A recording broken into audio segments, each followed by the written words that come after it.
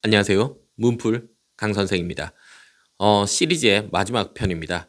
심화를 통해서 이 사다리꼴의 최소값 넓이를 어떻게 구할 수 있는지, 심화적인 생각, 심화적인 어프로치가 무엇인지에 대한 이야기를 해드리려고 합니다. 자, 바로 이야기 들어가겠습니다. 심화 개념이 잘 잡혀 있다. 심화적인 능력치가 잘 갖춰져 있다. 이렇게 판단할 수 있는 학생들은 이 문제를 이렇게 접근합니다.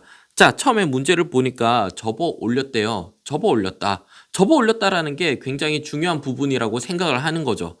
그러면은 나머지 정보는 필요가 없어요. 접어 올린 거에 대해서 고민을 합니다. 생각이 파고 들어가는 거예요. 내가 무엇을 쓸까 개념을 끌어다 쓰면서 문제풀이를 가는 게 아니라 심화라는 것은 생각이 자꾸 깊이 파고 들어가는 겁니다. 자, 지금은 접어 올린 것에 대해서만 생각을 해요. 대칭이네? 대칭이야. 접어 올렸어. 대칭이네. 처음에 대칭이라는 거를 머릿속에 떠올려요. 대칭이다. 그리고는 이제 접어서 대칭이니까 어차피 밑에 있는 걸로 내가 넓이를 고민을 해보면 좋겠다. 사다리꼴의 넓이에 대한 고민을 시작합니다. 이 넓이를 내가 구해야 되는데 이 넓이는 사다리꼴의 넓이를 어떻게 구할지를 고민하는 게 아니라 이 사다리꼴의 넓이가 무엇에 의해서 규정이 되는지를 생각을 하는 거예요. 자, 사다리꼴의 형태를 지금 잘 보면은 이게 요 양 사이드의 높이는 이 대각선에 의해서 대각선이 어떻게 이렇게 변하느냐에 따라서 높이는 변하는데, 즉 요 부분의 길이는 변하겠지만 불변의 길이가 있죠. 여기 4. 밑에 이 길이 4는 변하지 않고 요 양 사이드만 변하고 있네? 그럼 내가 양 사이드를 어떻게 변하는지 생각을 또 깊이 있게 한번 해보는 거예요. 그러면은 이 길이가 접는 형태에 따라서 이런 식으로 길어졌다 짧아졌다 할 텐데 이 길이가 변하는 걸 내가 좀 더 심플하게 어떤 포인트, 핵심을 통해서 추적할 수 있지 않을까? 무엇을 내가 관찰하면 될까? 어느 부분에 집중해서 이 넓이의 변화, 이 대각선의 변화, 위치의 변화, 양 사이드의 길이의 변화를 어디에 포커스를 해서 추적을 해볼까? 양 사이드의 길이가 변하니까 요 길이 두 개를 합해가지고 사다리꼴의 넓이를 구해야지. 이것보다 한 단계 더 깊이 들어가는 겁니다. 변화의 본질이 어디에 있는지, 변화의 본질이 어디에 있는지를 자꾸 고민하다 보면은 어느 순간 가운데 있는 점이 되게 중요하겠네. 요 중점. 폭이 변하지 않으니까. 중선 정리에서 가운데 있는 점이 양 사이드를 다 나타내 줄 수 있는 거죠. 요거 요렇게 갖다 붙이면은 직사각형 될 거고, 얘는 이미 직사각형이고, 여기 있는 것도 요걸 기준으로 해가지고 요렇게 딱 중간을 자르면은 요 넓이 같아져 가지고 딱 갖다 붙일 수 있을 거거든요. 그러면은 밑변의 길이 4, 높이 이렇게 해서 사다리꼴의 넓이를 구할 수 있겠다. 그러면 나는 요 가운데 있는 점이 되게 중요한 것 같아. 중점이 결국에는 이 대각선의 위치를 결정하는구나. 대각선이 중점이 딱 고정이 돼 있으면은 대각선이 어떻게 돌아가든 상관없이 넓이가 일정하겠네. 그럼 이 중점이 어딘가로 움직이겠네. 위아래로 움직이겠네. 그래야지 넓이가 최소든 최대든 넓이가 변화가 있을 테니까. 너무 어려운가요? 자, 그러면은 내가 다시 문제로 돌아와서 요 점을 추적을 하겠다라는 전략을 세운 거예요. 가운데 있는 점을. 생각이 깊이 있게 쭉 파고 들어가다가 중요한 부분이라고 생각한 걸 찾아내면은 다시 원래의 위치로 그 부분만 끌고 나옵니다. 생각을 차곡차곡 쌓아가다가 핵심을 딱 발견하고 나면은 다시 원래대로 돌아와요. 이 부분을 나는 추적을 할 거야.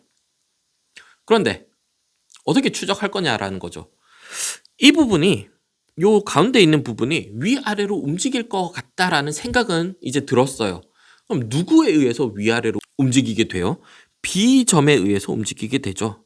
그럼 B점이 원래 있던 곳은 어디예요? 여기. 원래 B가 여기 있던 걸 접어 올렸으니까요. 자, 그러면은 요 세 점의 관계를 내가 추적을 하고 싶은데 얘가 움직이는 것에 따라서 얘는 고정이고 밑에 있는 원래 B점은 고정이고 얘가 움직이는 거에 따라서 얘가 위아래로 움직일 것 같다. 여기에 포인트를 맞춰보는 거예요. 자, 그러면은 한번 움직여 볼게요. 자, 대칭이라는 거를 놓치고 가면 안 돼요. 대칭은 성립을 했기 때문에 지금 여기 제가 그린 빨간 선과 요 파란색 선의 길이는 같아야 됩니다. 항상 같아야 돼요. 요 중점에 B까지, 둘 다 B까지거든요. 요 중점으로부터 접어 올린 B와 밑에 있는 B까지의 길이는 항상 같아야 돼요. 접어서 대칭이니까. 움직여 볼게요. 조금 움직였어요. 그럼 원래는 요 선이었죠. 요 선. 이렇게 빨간색이 딱딱 같았는데 조금 당겨 들어왔어요. 길이가 길어졌을까요? 짧아졌을까요? 길이가 길어졌을까요? 짧아졌을까요? 요 파란색과 요 빨간색과 요 빨간색은 길이가 같으니까 요 빨간색과 요 파란색의 길이를 비교해 보시면은 조금 당겨 들어오면서 짧아졌죠.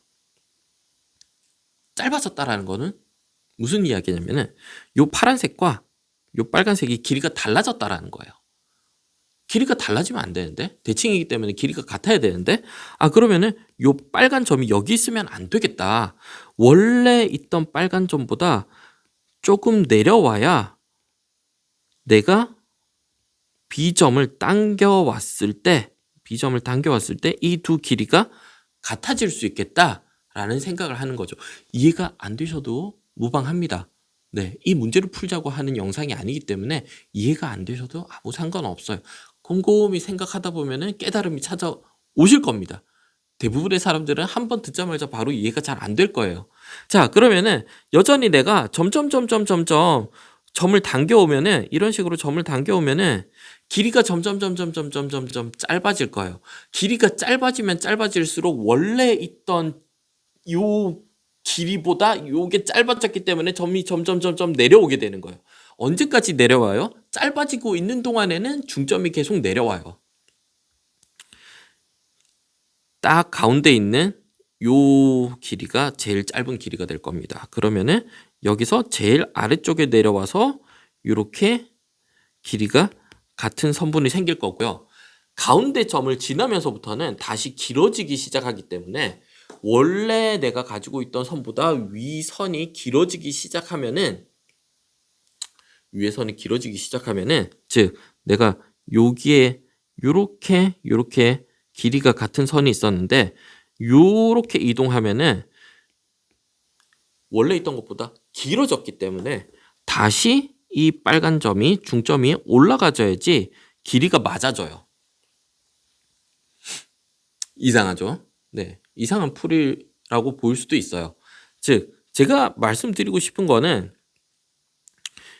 이런 식으로 본질이 무엇인지를 파고들어서 생각을 파고들면서 파악하는 능력과 그게 어떻게 변하는지를 상상할 수 있는 이런 능력들이 심화학습이 되어 있다라는 판단의 기준이라는 것이고요.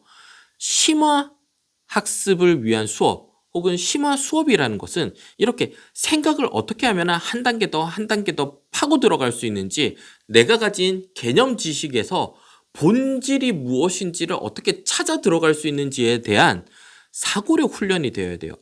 사고력은 조금 다릅니다. 네. 우리가 시장에서 사고력이라고 저는 그냥 통칭 생각하는 힘을 사고력이라고 하는데 사고력이 심화와 또 어떤 차이가 있는지는 다음 영상에서 또 설명을 한번 드릴게요. 4편이 나와야 되겠네. 사고력과 심화는 또 조금 달라요. 생각의 접근 방식이 다릅니다. 둘 다 생각하는 힘을 키우는 거긴 한데 심화는 파고드는 것이라면은 사고력은 조금 다릅니다. 다음 영상에서 또 설명을 드릴게요. 자, 다시 정리를 하자면은 심화는 깊이 있게 본질이 무엇인지 자꾸 파고 들어가는 거예요. 그러면은 여기에서 제가 답을 하나 드리고 싶은 게 수학 공부 어디에 쓸모가 있어요? 수학 공부 열심히 해봤자 쓸모 없는 거 아니에요? 아니죠. 심화적인 생각을 통해서 내가 처한 상황에서 문제의 본질이 무엇인지 파악을 하고 무엇부터 해결해야 되는지 이를 우선순위를 설정을 하고 상황을 해결하고 좀 더 나은 행복한 삶을 선택할 수 있는 능력이 생기는 거예요. 단순히 수학 문제를 잘 풀자라는 게 아니에요. 그냥 수학 문제 푸는 거는 어떻게 해서든 개념만 단단하게 잘 이해를 하고 있어도 이것저것 끌어다 쓰면서 풀 수 있어요. 개념이 잘 된 친구들이 수학 문제 푸는 방법 영상에서 설명을 드렸잖아요.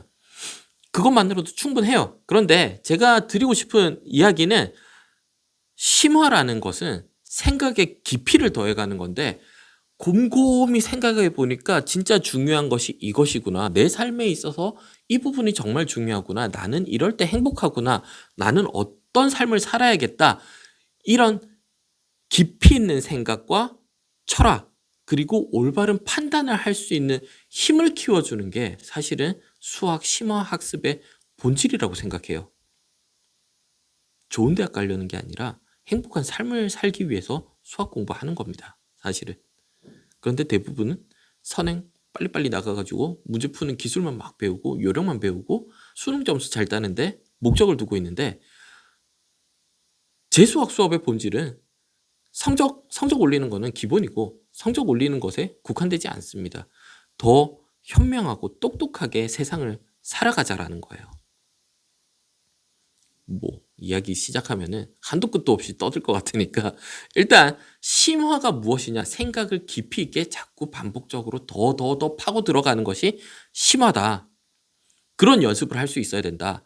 따라서 심화는 하고 나서 진도 맞춰가지고 3개월 만에 심화 교재 뗍니다. 이게 심화 공부가 아니라는 거예요. 생각을 깊이 있게 하려면은 심지어 이 문제, 지금 제가 보여드린 이 문제를 제가 얼마나 고민했을 것 같아요. 보자마자 이렇게 풀어야지 이 생각이 바로 떠올랐을 것 같아요. 아니에요.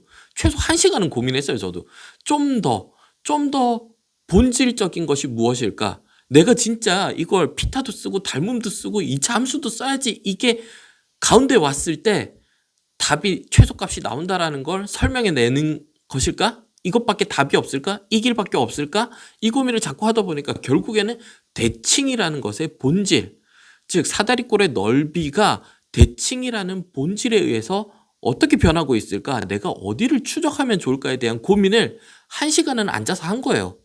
이것저것 하면서 심지어 정사각형 종이 접어가면서 막 이렇게 접어가면서 돌려가면서 뭐가 어떻게 변하고 있지? 이 고민을 하다가 생각이 떠오르는 겁니다. 그럼 아이들은 시간이 더 필요하겠죠. 좋은 문제를 가지고 오랫동안 고민해 볼 수 있는 것이 심화 학습의 가장 좋은 방법입니다. 더 드리고 싶은 말씀은 굉장히 많지만 오늘은 여기까지 하겠습니다. 자, 심화라는 것이 무엇이다? 어려운 문제 푸는 게 아니다. 생각이 깊이 파고 들어가는 훈련을 하는 것이 심화 학습입니다. 자, 여기까지 어려운 이야기 시청해 주셔서 정말 감사합니다. 다음에 뵙겠습니다.